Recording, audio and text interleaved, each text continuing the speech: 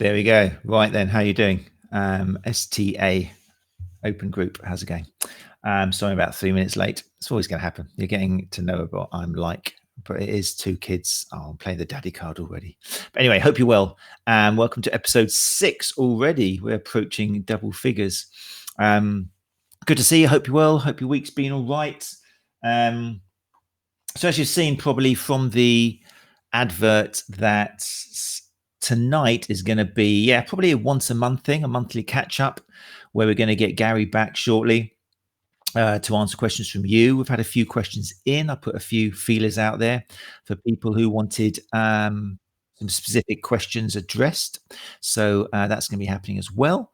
And if it's popular, which I'm sure it will, because you lot are very accommodating, fantastic lot, then we'll do it maybe once a month or once every 6 weeks or something, or when something comes up.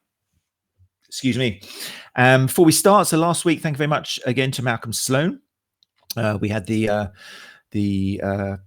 privilege, because it is, I mean, he's such a well experienced and known person. He had a fantastic presentation on Therapy Live on Friday. I don't know how many of you tuned in for that. 22,000 free registrants in the end. Malcolm did a fantastic job in just helping businesses. So last week we had him here for us talking about safe processes in your preparation to returning to work, because it's not just the protective clothing and the kind of the gels and stuff you need to think about. It's about the actual processes, like taking money, getting payment, consultation forms, booking people on, getting consent from your clients, all these kind of computer tech-based things which Malcolm talked about. If you did miss that and you're interested, then all of our episodes are being uploaded to YouTube, to the STA YouTube channel. We'll make sure a link goes into the comment section there, so they're all there for you. And don't forget, try and share this stuff as well. The reason we put them on YouTube is because Facebook has no index. What goes on Facebook stays on Facebook. It doesn't, when you put something in Google, nothing on Facebook will come up. So it's all very nice for us to have a little look. But if you want to help STA reach a bigger audience, then share it not on Facebook. Put the YouTube link in there or something, and that'll help us a lot. What else have I got in here? Talking of Therapy Live.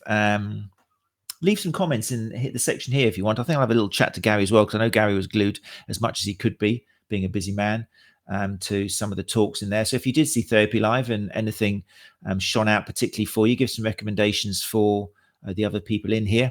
If you missed it, obviously the most you could see was 80%, was 20% of it, because there was like 90 speakers and they were happening kind of at the same time. So if you did miss it and you want to watch them, then they are all available on therapistlearning.com, which has got the catchy kind of short thing of TL.C or TLC, which is quite nice, I thought. And you can get the whole bunch for £50, which might be, well, I got 50 quid, but that's 68p a presentation. And there's enough CPD there. It's all coming with certificates. It's all certified. It'll all count. But apart from all that, they're amazing presentations.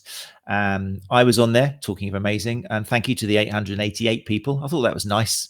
It capped at 888. It was nice to see a few familiar faces there as well. But if you're into running and putting the evidence back into running injury and performance, then my presentation is there in the exercise rehabilitation. And I will actually be uploading more videos to Therapist Learning. I'm going to work with them quite a lot in future, because they've got a good thing going. Right, I think that's about all the housekeeping I need to say. So we're going to big up Gary Benson. The topic tonight is basically any questions you have for Gary about the STA. Make it STA based. Don't make it about recipes or food. I know Gary's got many talents, but let's keep it STA based. Whilst you're thinking about that and putting questions in the comments, then let's bring up Gary. Let's get rid of that. Turn off me. And there he is. Hello, mate. Hi, Matt. How are you, mate? I'm okay. How are you? I'm recovering. Yeah, I've got that. It's the new slimline version. When I said at the start of the year, I need to lose 1.5 stone. I didn't have this in mind, but is that what you lost? Yeah. I went to see my mum When I was feeling a lot better, and I was wearing shorts and a t-shirt and a pair of sliders, and I walked down the sort of 400 yards to her house, and I went to see her, and she cried. Oh, really? She said, I was going to say, Mum's always going to say, "Oh, you're not eating enough," but yeah, she said my legs had gone really skinny, but they were skinny anyway. So, oh yeah, anyone over 6 foot's got skinny legs. Yeah. Oh, but how are you feeling in yourself then? You better every day. I had a meal last night for the first time in sort of just over 2 weeks, which I really enjoyed. But before that, everything that I tried to eat didn't stay in the system, and it just purely tasted of aluminium. So it was horrible. But I've got a lot of tablets now, so I rattle when I walk. And the infection that I had a virus, and then when I thought I was getting better, I succumbed to an infection of the stomach and the intestine. So I've got a load of tablets for that. But yeah, I'm feeling a lot better. Thanks, mate. Good. Okay. Well, it's good to see you back anyway. Right. So just in case you just joined us, then yeah, any questions you want to put to Gary, then put them below. Let's just say hello to a few familiar people in the house. Don't forget, if I do this, boom, and it says Facebook user, that's the software I use. Basically, there's a link which you need to click on for your details to show up. I think it shows up in the Facebook feed afterwards, but on the live screen here, it won't show up. There is a little link which is in the comments, either what's in the last ones, to have a scroll back and see. So yeah, nice to see you, Facebook user. Or if you do put a comment, just put your name in, and then we'll be able to know who you are.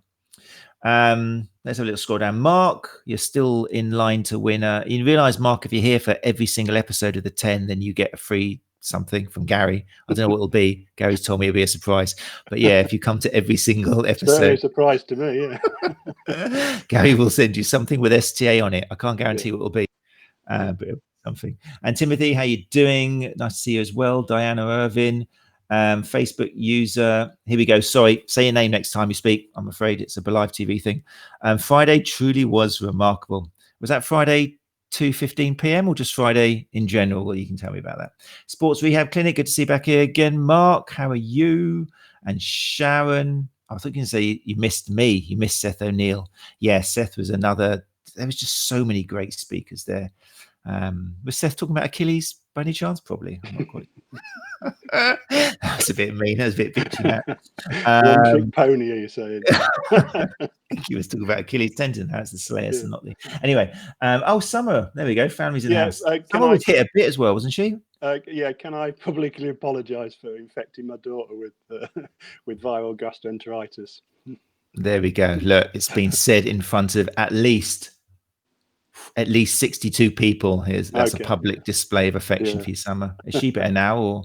Yeah, she's obviously a lot younger and stronger and fitter than I am. So she recovered quite quickly.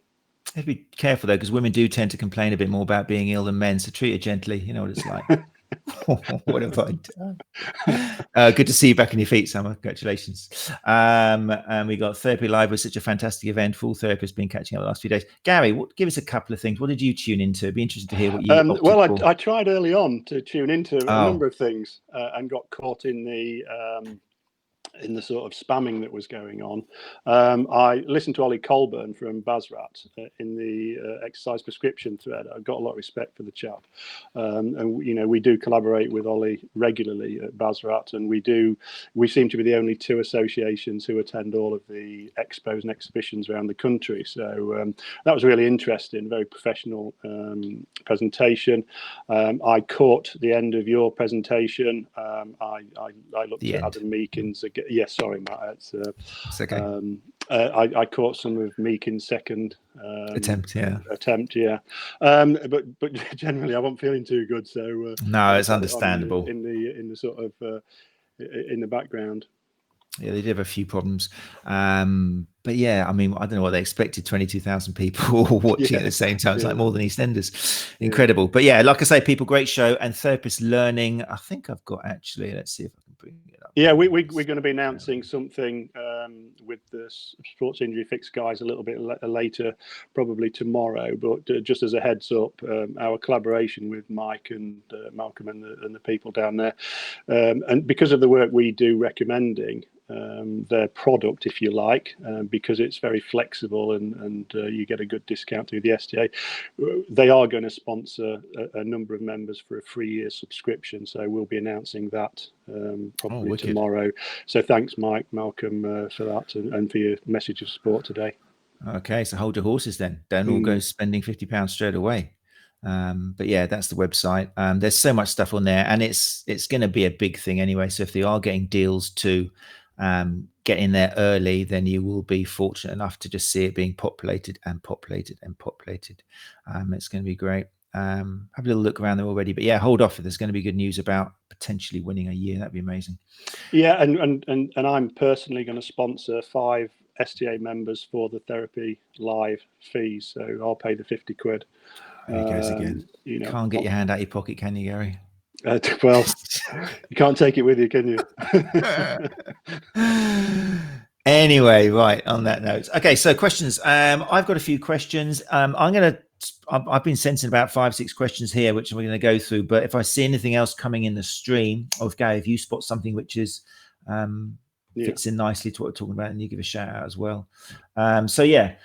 First of all, actually, straight after the show last week, I had a couple of emails about regional reps. I think people misheard what I said. What I said was it may be nice to have a show with some regional reps comparing different areas and talking about return to work. A few people interpreted that as we needed regional reps. But as it turns out, Gary, 1, do you need any regional reps? 2, maybe go over the role of what regional reps do and how they can help STA?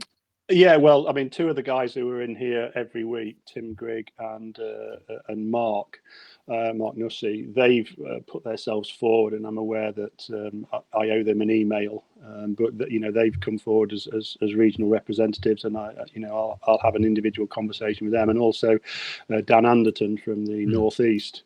He's expressed an interest. So, I mean, the role of the regional rep, and I looked through the website today and had a look at the number of regional representatives we've got, and it's fair to say that some are more active than others, but that's partly I say to the regional representatives, it's about as much as you would like to do. There's no prescriptive you must do this, you must do that, but if we are going to move forward, if we are going to be, more of a professional association and cover all bases, then I think it's important that we increase the number of regional representatives. It will come with free membership and some other perks I will negotiate on, to get them some CPD training. But what I want to say to the regional representatives is we need somebody to coordinate the activity. So to have a regional rep coordinator, so that could come from the existing regional representatives. We've got some, Keith Burnett. I'll pick out as somebody who's really, really active. Lottie Hutchinson in the northeast. Sorry, Dan's from the northwest, not the northeast. But Keith Burnett, who was in the East Midlands area, the Leicester Loughborough area, he's taken a role which is taking him away from his clinical practice, and he's going into education full time in the West Midlands. So that regional representative position has come up. We've got some really, really good educators like Mike Grice, who's already in the West Midlands, who does some good work with all of his training from the stuff that he's allowed our members to access through the website. But yes, we need more regional representatives. I would like to have a coordinator who can look at monthly. I was going to say targets, but monthly policies of, can one day we flood social media with the STA logo, write why we are members of the STA, write the things that we're doing to promote the industry. So yeah, regional reps, yes, we need more. We need a photo and a view at work. We need a couple of paragraphs blurb about you so we can introduce you to the members, and then I'll have a personal conversation with those interested. Leon has just come online. Thanks for that, mate. Leon, regional representative down in Norfolk, so he does some good work there, and he helps us out organising some of the sports massage event teams that we have, particularly when we're working at Holcombe Hall, North Norfolk, so yeah. Does that answer everything there? I think so. Is it a case of Gary at the STA? Yeah, Or just should send they, me an email or a message. brilliant. Okay, there you go. And like I say, I think at some point it would be quite nice if you are interested, if you've got the ability to come on the show, maybe having three of you from different regions to talk about how regions are, or I maybe think it. people, something like that would be good.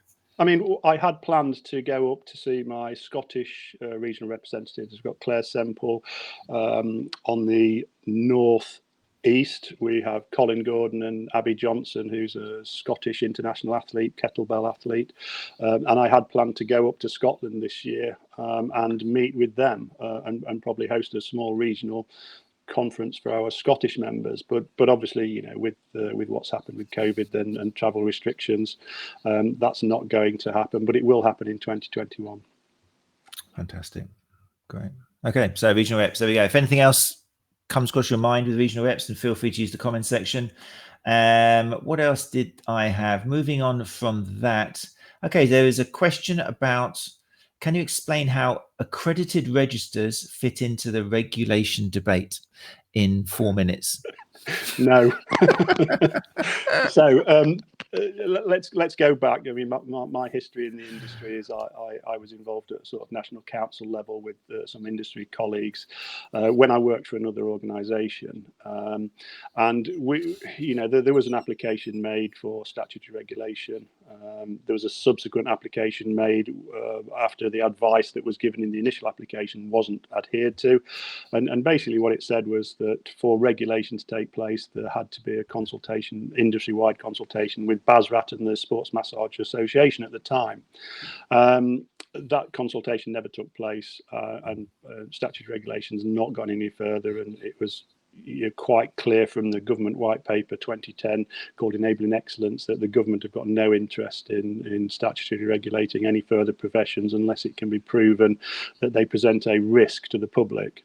And in 2012, sports therapy was removed from the aspirant group list.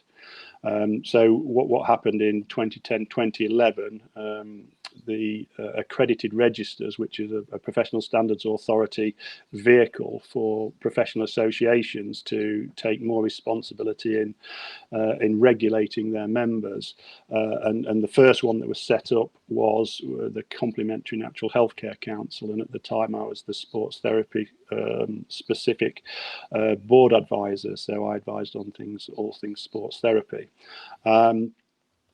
If I'm honest, it was set up with government money, with the remit of after 2 years, it had to be self-supporting. So what tended to happen was it became a bums on seats register.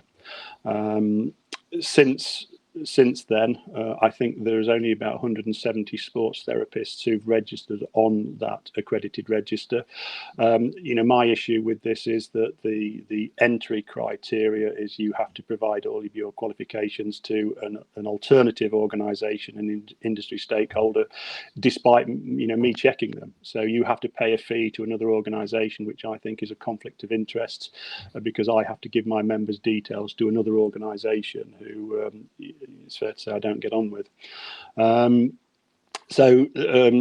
After that, BASRAT, Ollie Colburn, who's the register there, they've set up an accredited register for graduate sports rehabilitators, and they're doing some really, really good work in collaborating with American athletic trainers, and they are a professional bunch. They do have full-time employees, so it makes it somewhat easier to fund. Now, an accredited register, if I wanted to set one up tomorrow, would cost in excess of £20,000 to, assuming we had all the policies, procedure, codes of professionalism and ethics in place, about £20,000 to set up the initial register, and then an annual fee of around about £15,500 plus. So much per registrant. My concern about accredited registers is they're purely voluntary. You can study I've used the example of BASRAT, but you can study a BASRAT accredited degree at a university that they accredit, but you don't have to join. So you subscribe to that regulation voluntarily, and I think that kind of misses the point a little bit. And then the Federation of Holistic Therapists, they set up their own accredited register, which, I think, correct me if I'm wrong, but it covers reflexology and aromatherapy and, the complementary practices, if you like. And to a certain extent, the CNHC does that as well. They do have a sports therapy and a sports massage one, which is supported by the GCMT. It's not supported by me at present. But some of the criticism that the industry received recently is about being linked with beauty therapy and massage parlors and spas and the such. In my opinion, and it is only my opinion, that if you subscribe to an accredited register that also has reflexologists, aromatherapists, whilst they might be decent professions, I don't subscribe to them, but I think by Matt, thanks for that. CNHC also accept Reiki on one of their registers, but I think it goes a long way to linking us to the massage parlors and the other complementary bikini waxers and eyebrow threaders. I had a conversation with somebody today. They were his words, not mine. So yes, if we're going to have some form of regulation, it will have to be a voluntary accredited register. I can't see statutory regulation occurring because it would have happened by now. But the original applicant chose to not consult and in their own words, to maintain their elite status. And we are where we are. I've written an article, which you can find on the Facebook group somewhere, and I'll make sure it goes on the blog, about regulation, about allied health professions, about professional standards authority, about protected titles, etc. And I think that was March the 16th that I wrote that, just from memory. It's a very tricky one. I've seen Anna's name in here. Hi, Anna. How you doing? I just want to say, because it was on this topic, it made me think. Anna was really, really helpful. And I do thank you, Anna. Or Anna Maria. Do you call her Anna or Anna Maria? I call her Anna Maria. Anna Maria. I think that's probably it. Probably hasn't got a hyphen, but yeah. So I call her Mazza. I think that's quite. So thanks, Mazza, for your help. I mean, I was chatting to Anna Maria quite a lot because I teach in a college where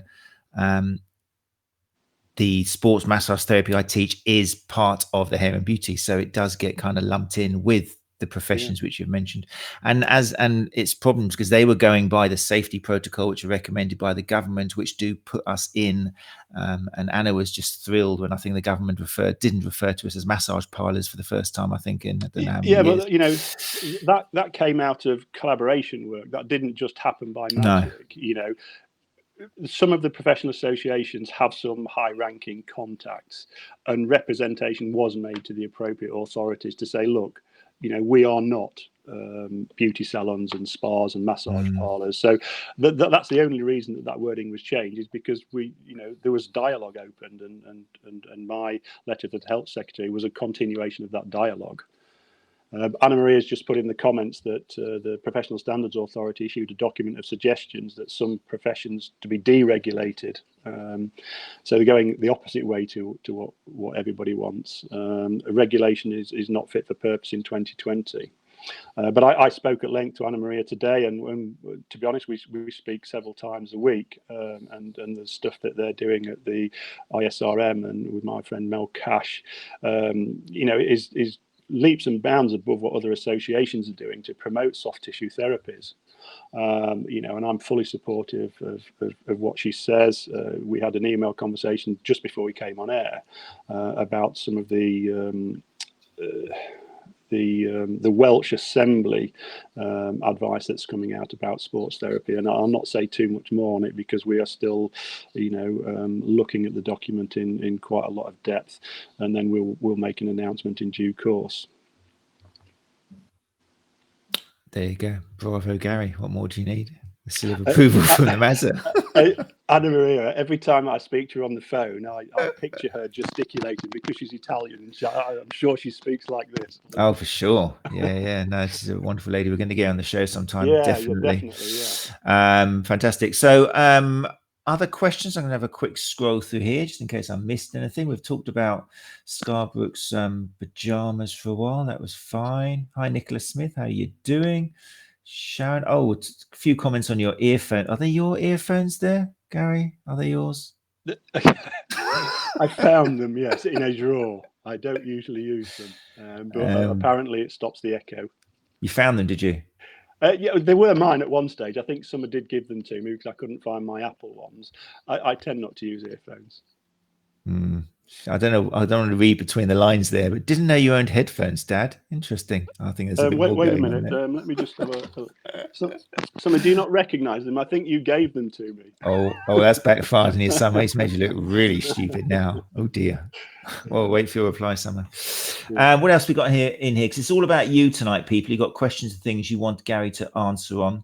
Let me just check I'm not missing anything else out. I've not seen anything in the comments come up question-wise. So do you want to go to your next question? I think so. Don't forget, you can ask people if you've got something on your mind. What else we got? Okay, so here is a question from Amy Louise from the Facebook group. Amy's planning to study sports therapy at university from September. And her question was, what damage has the COVID pandemic done to the industry? And should I consider a different career path? That's an interesting perspective on it, really, because yes, there is damage to the industry, but at the same time,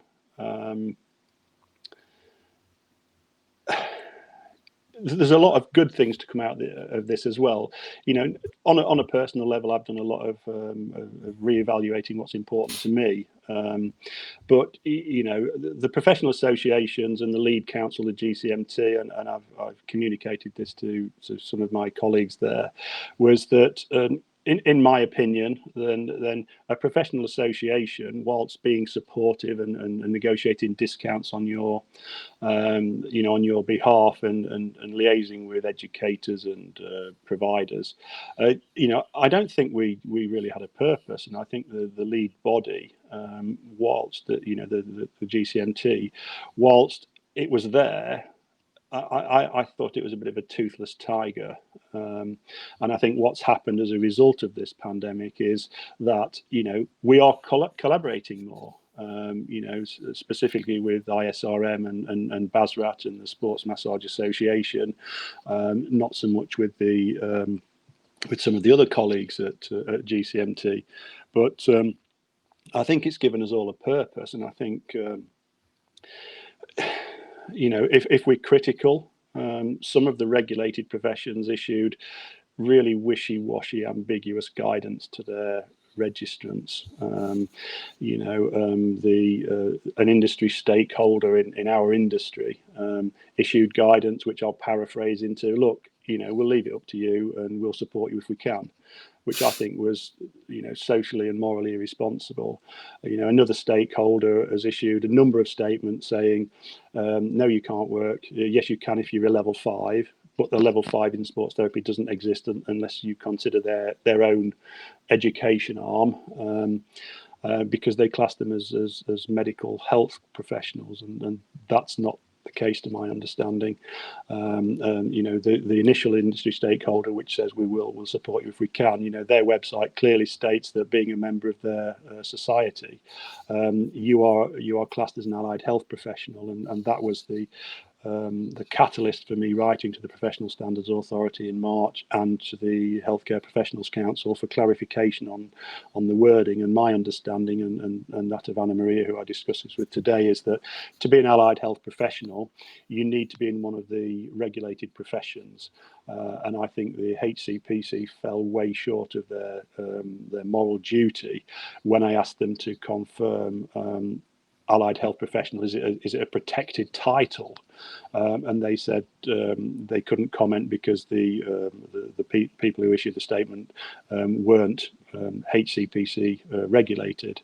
But I think it would have been more than enough for them to say, actually, an allied healthcare professional is somebody who's regulated under either the Professional Standards Authority or their, the lead body, the General Osteopathic Council, for example, or one of the 14, 15 professions under the HCPC.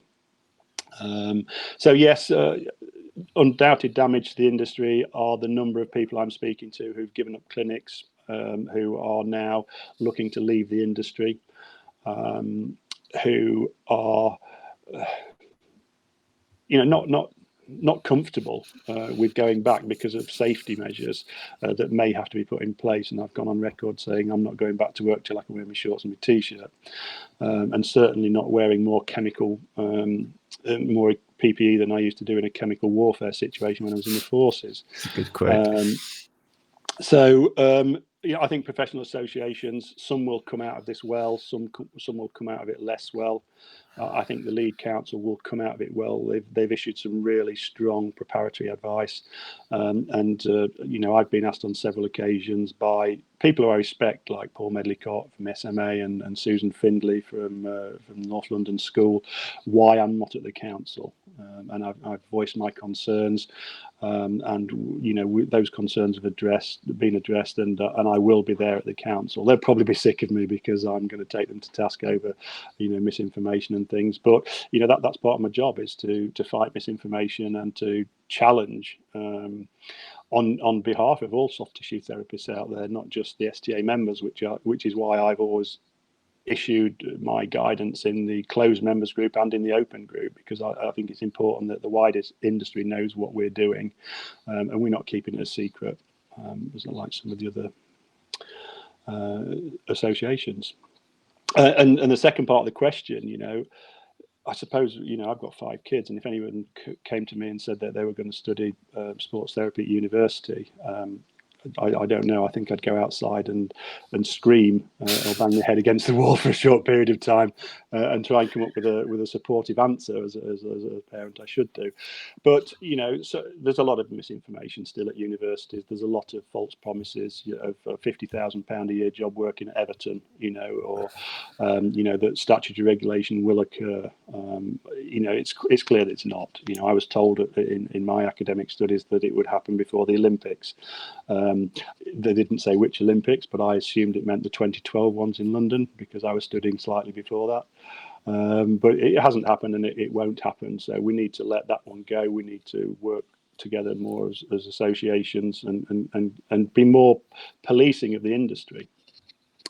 Does that answer everything there? But would I consider another career path? I don't know. I mean, a lot of my members, they are sports therapists or sports massage therapists or soft tissue therapists part-time. They have a day job.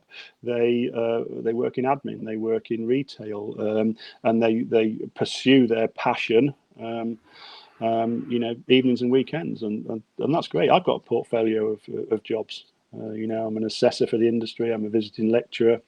I dabble around in property, and the STA is I was going to say it's my hobby, but it's quite clearly become a weight around my neck recently. So I've got some announcements to make regarding that later.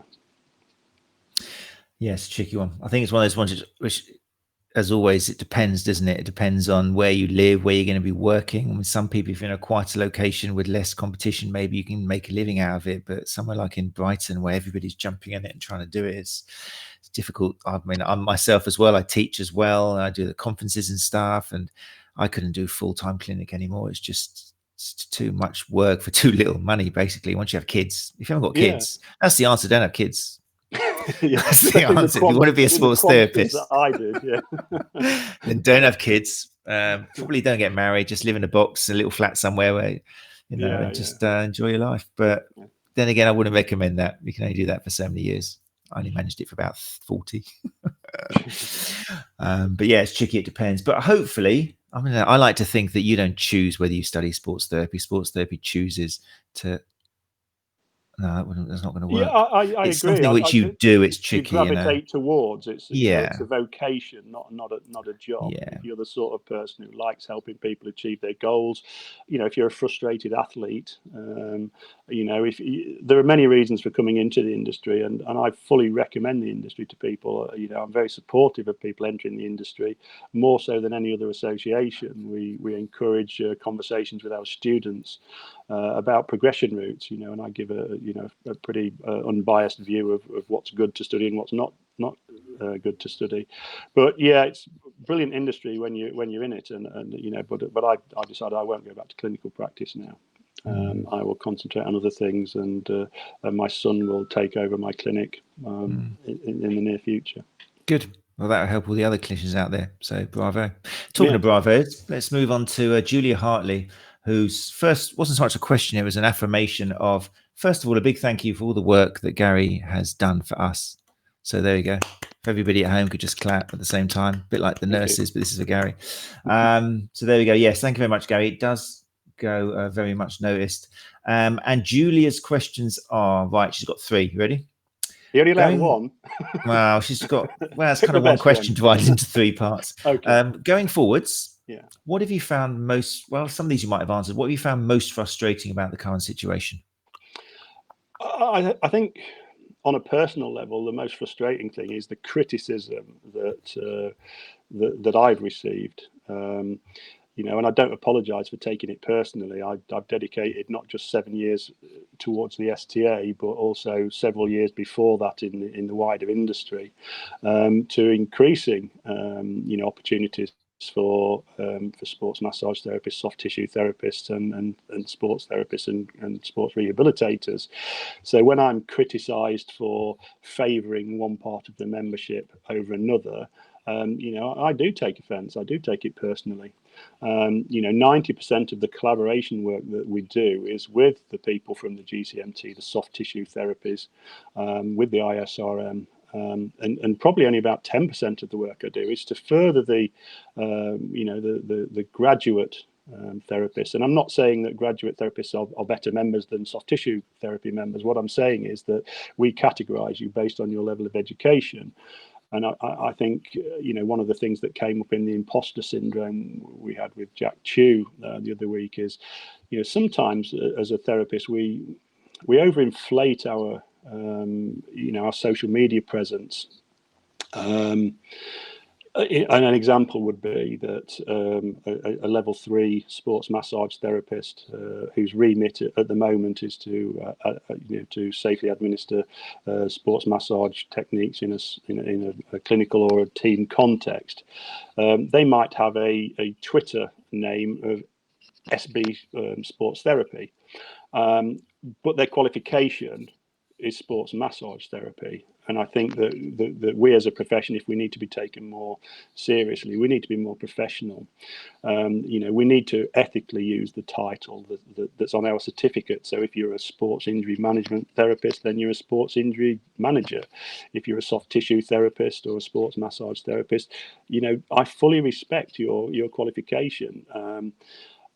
But let's be honest, we do have to stick to our title, because otherwise the industry sees us as imposters. There is a certain amount of protection. We can't call ourselves physical therapists. We can't use physical therapy. We can't use occupational therapy because they're protected titles. But sports therapy has roundabout, on our sort of from memory, 14 or 15 national occupational competencies attached to it. Sports massage therapy and soft tissue therapy has up to 5. So there is a difference of 9, 10 occupational competencies, which can be covered, in CPD, as long as it has an assessment of competency and not a certificate of attendance. So, I think, does that answer Julia's question? I've gone off track. Oh yeah, no, definitely. Yeah. I mean, it's frustrating. I mean, I've had a love-hate relationship with I think as soon as you start your sports therapy clinic, within a few weeks, you're thinking, why do everyone think I'd only deal with sports people? It's a bit of it's a tricky name, isn't it? Doesn't it do you in many favors? Because you realize that half your bread and butter isn't actually sports. It's people coming in from work, people with back problems or the Saturday night problems where they've fallen over in their heels or something. And you think, why didn't you come to me sooner? Well, I thought you only deal with sports people. So it's tricky. I can see why people invent their own names to try and get around that. But you're right. Yeah, you got to be careful, definitely not to use a name which isn't. Can you remember we had a conversation? It must be about 10 years ago. Shall we just go off air and do this? I just mute. No, it's relevant. We were talking about Twitter names, and my Twitter name in my personal account was Sport Injury Gary because that's what I did. you know, as Gary Oh did sport yeah. injuries, Yeah, and yeah. you I were was sport sport injury injury Matt. Matt. Yeah, Yeah, yeah. so you know, it gave us our title, didn't it? Yeah. It's good to see Dan's come on. DA Human Mechanics, the who we spoke about earlier, is now in the Yes. house. So hi, Dan. Hey Dan, how you doing? We did talk about Dan was who wrote in. Was Dan who wrote in? Oh no, Dan Yes. wasn't. Was it regional rep he was talking about? Yes. Yeah. Yeah. There you go, Dan. I didn't know which Dan it was. There you go, Dan. We did talk earlier on, so have a little look at the replay. Yes. Have you Julia. seen? There's a question from Matt Scar's book there. It's just going to get out of curiosity with SD being a vocation, which I totally agree with. The misleading info provided by unis being harder to update than vocational training schools. Do you have a view over which direction you'd point a potential student, uni or vocational study? I came into this industry as a soft tissue therapist. And I worked as a soft tissue therapist for a number of years before I took any academic qualifications. And the reason I took my academic qualifications was really to tick a box. I didn't go to university till I was 40.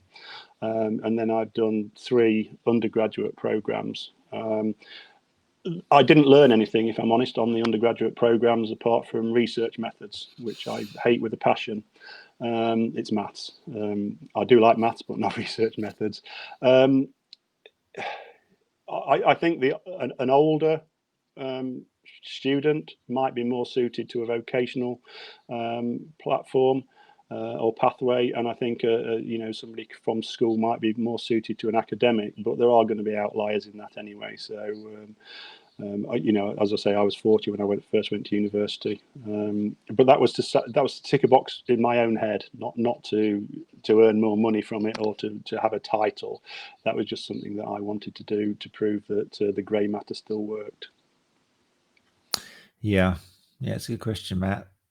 Don't ask me any of these questions. It always depends with me. I'm glad Gary's actually got some answers to put together.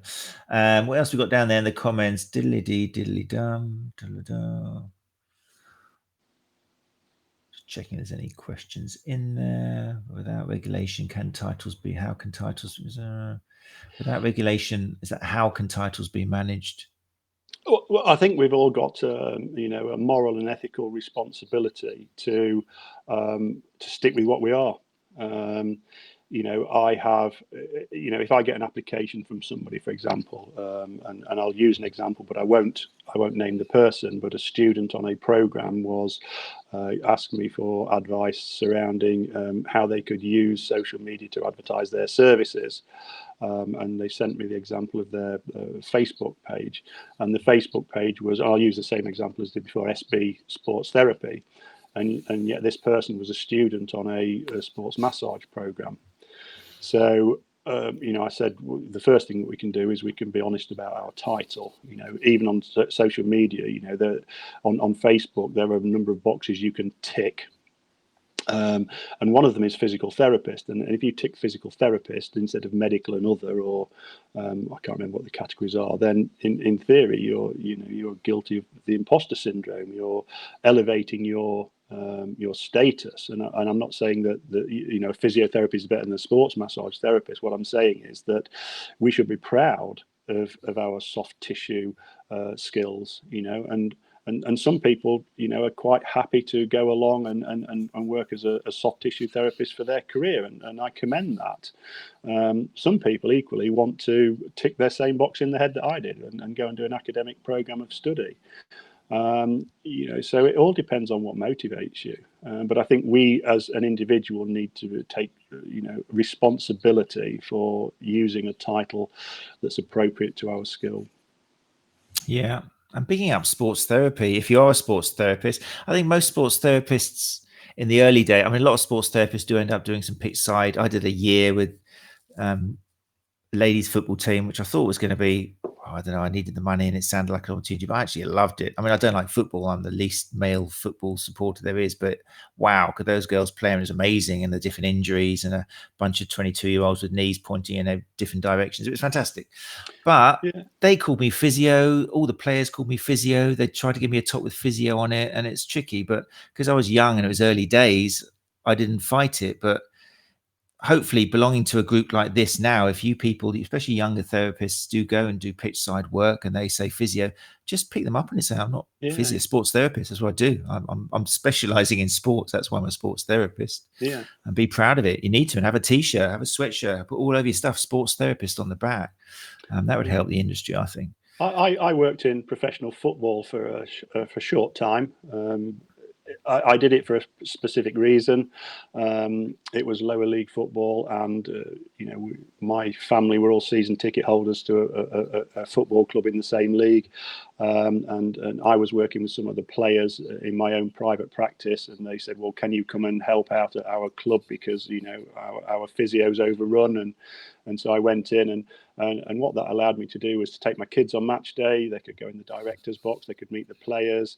My twins went to meet their idols, their football team, got autographs, spent time in the dressing room with the players, had a walk out onto the pitch and things like that. It's creating memories, and it was hard, arduous, long hours for me. But with little remuneration, but to see the look on my kids' faces when they were talking to the professional footballers, that's why I went into professional sport. Did you have sports therapist on your t-shirt, or was it physio? Yeah, I did. Yeah, good. Of course you did. Yeah. They used to call me Big Gaz. Yeah, I know. It's That's fair enough. I can imagine that. Yeah. Right. Well, look, it's already 8:49. I'm scrolling down here now. Matt Scar's book has also had a fantastic presentation as well. Well done, Matt. Very well done, Matt. Bigging it up for the soft tissue industry on what wasn't predominantly physio, but it was great. Matt definitely represented soft tissue therapists wonderfully at Therapy Live, is what I'm trying to say. So if you do check out Therapy Live, then check out Matt's presentation for sure. So it is fitting that Matt has the last comment in here. And he says, soft tissue therapists often complain the title isn't well understood by public and peers. My argument is that if you don't use the title correctly, then that will never change. If all STT, I need some music in the background here. If all STTs refer to themselves as such on the internet, Google will recognize and rank it higher as relevant. Good point. Use the internet, yeah, which is important in influencing the public and peers. We can all help ourselves by using our proper titles. It's true, Matt. Yeah. He's a clever, articulate chap, that Matt, isn't he? He's all right. Yeah, he's all right. Yeah. Yeah. Well, Anna taught him everything he knows, so he's a bit of a disciple, isn't he? So he's just Anna, but with a posh accent. Not that Anna's not posh, sorry, Anna. But with a British kind of accent. No, it's very true, Matt. I think that's what we were just saying. Very much so. Right. Any more questions? Julia, she had 3 sections. Julia, love. No, actually, you've answered them all. What positives will you take from COVID? You've already said that as well, about industries working together, communication better. There was, where are we? Well, I just got to mention Trevor, because you mentioned you're not going to work again until you're in your shorts and t-shirt. Well, here's a person who only works in his shorts, but sometimes a little Hawaii ribbon. So yeah, Trevor, Sir Trevor, MBE. Yeah, MBE. Let's not forget. So Trevor, my question is there currently a national standard for 4, 5, 6, etc. For sports therapy and sports massage, or do you know of any work towards achieving this? Yes, you kind of mentioned that, didn't you, with the levels? Yeah, I suppose to expand on it a little bit is the awarding bodies do have therapy descriptors, and they do have learning and assessment outcomes related to the different levels.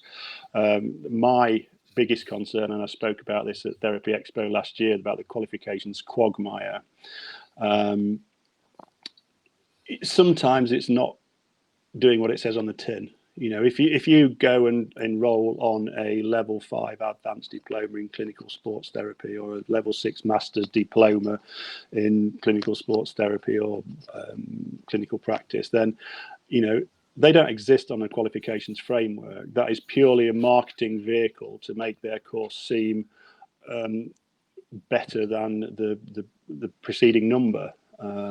Awarding organisations, going back to the early days, level 3 covered all the remedial techniques, and I was at a meeting with the awarding bodies and said we need to sell more courses.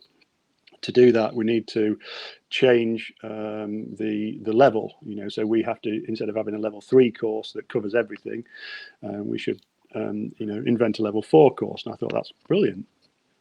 But what they did is they used the level 3 therapy descriptors and learning outcomes for the level 4 course and watered down the level 3 course. Then they did the same with level 5. So some of the level 5s today are the same content as the level 3 that I did back in the day. So, look at numerical values with, take them with a pinch of salt. They are not all they are cracked up to be. They definitely don't have a place on sort of regulatory qualification frameworks, and they're more of a marketing. And the same goes with CPD.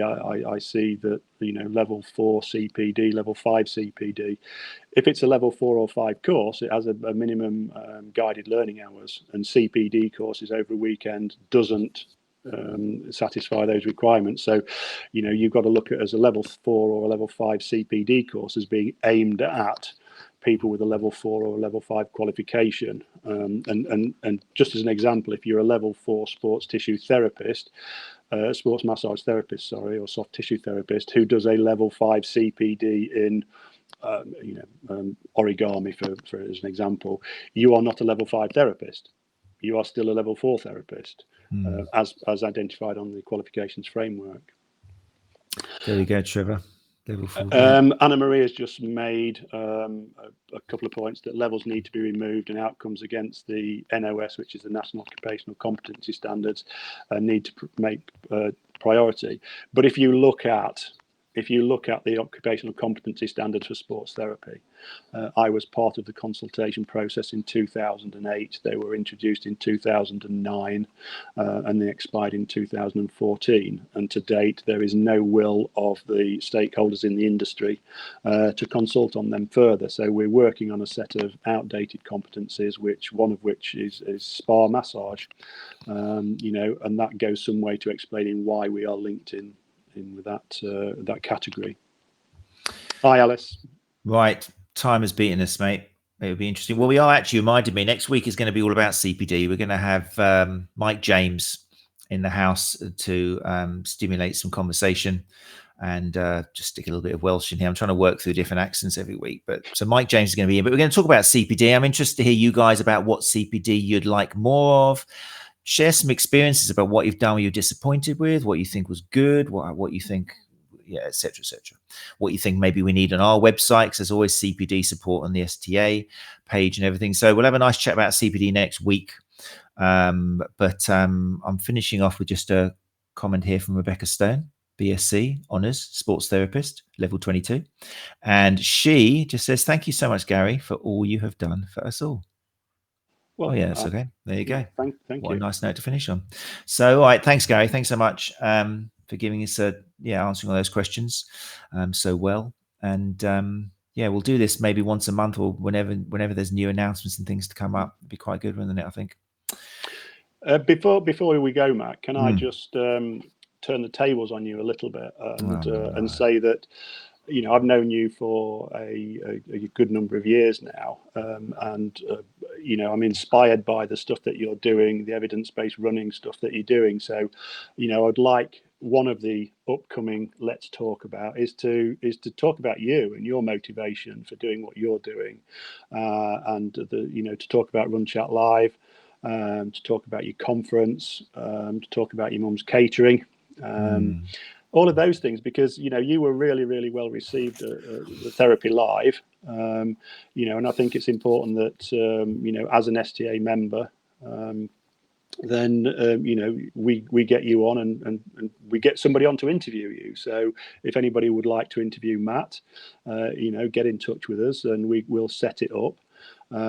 Obviously, it would be advantageous if somebody with a keen interest in running and all things running. But let's get more members involved in this, rather than just industry stakeholders. Let's get our regional reps involved. Let's get our members involved.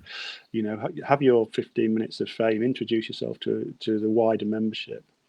So hopefully somebody will step forward. That'd be cool. Email Gary for that, not me. I don't want to pick the interviewer. You do. No, I prefer to be.